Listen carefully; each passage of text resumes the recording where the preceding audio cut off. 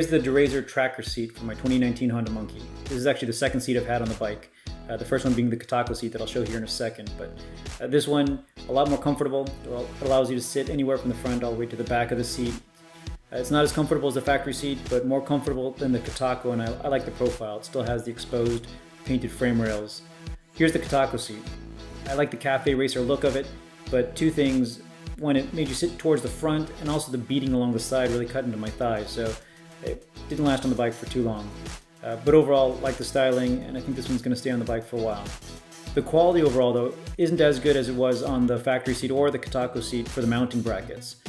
The mounting brackets do have adjustments, though. You can see here if you loosen up the front and rear brackets, you can slide it around. But when I first tried to put this on the bike, it actually wouldn't really fit on at all because the holes weren't lining up. Get them tightened up once you've repositioned them, and it fits better. The other problem, though, is that you can see how on the front bracket there it's rounded, where the main holes go through, and where it sits on the bike there's actually these flats that it sits on. So that rounded part needed to get filed down to actually fit. Without doing that, it actually wouldn't line up at all, and otherwise the brackets would be sitting on the side and there wouldn't be a support for the weight on the seat. So I did a bit of filing, and in the end I actually hit it with the Dremel a bit and then painted up the parts that I filed.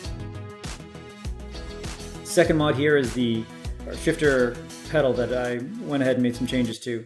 So you can see there that there's a lot of play in the stock model, and it has two different linkages. I'm not sure why it's not direct drive like the aftermarket ones are, but it's a pretty easy fix. This is a product from MNNTHBX. I think it was about 35 bucks.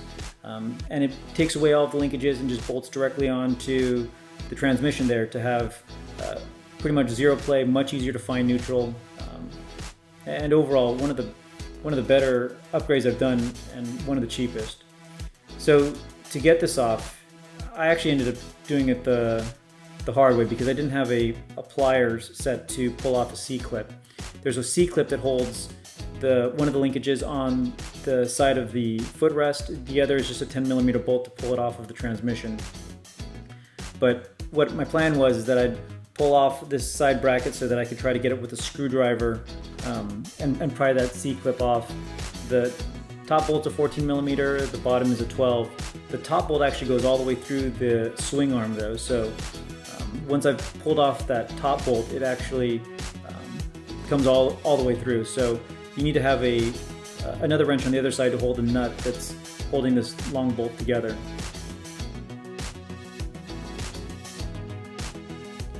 You can see here where the C-clip is. If you had the right C-clip pliers, you could probably just lean the bike over, if you have somebody help hold it on the other side, and just pry that clip off without having to take off the whole assembly I did.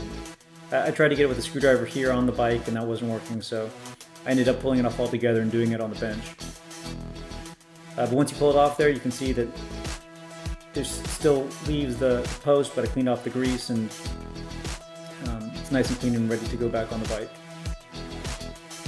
The main bolt that goes through the lower swing arm actually has washers that go on either side of the swing arm, so make sure that you're putting those back on when you're reassembling the foot peg.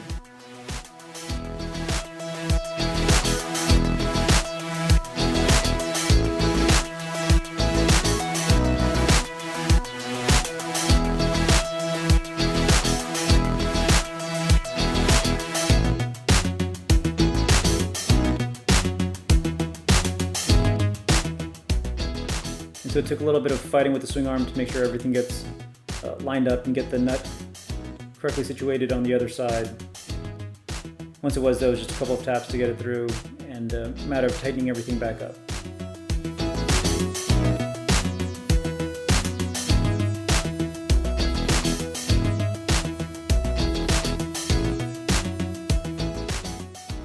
Once that's tightened up, the clutch pedal just bolts directly onto the transmission. There's a 10mm bolt.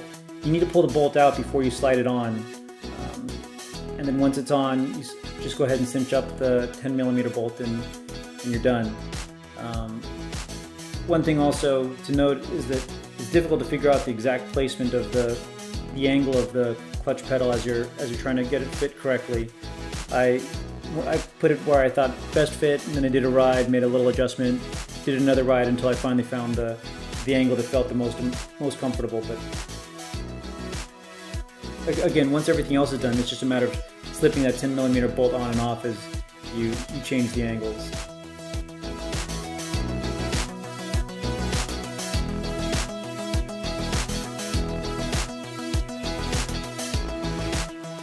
So here it is all finished.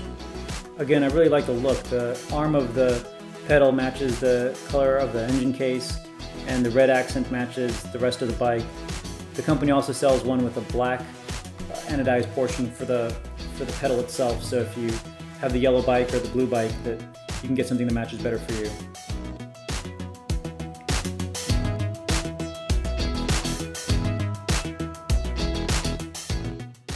And then the last mod that I have coming up here is the handlebar. So this is the M&N THBX bar.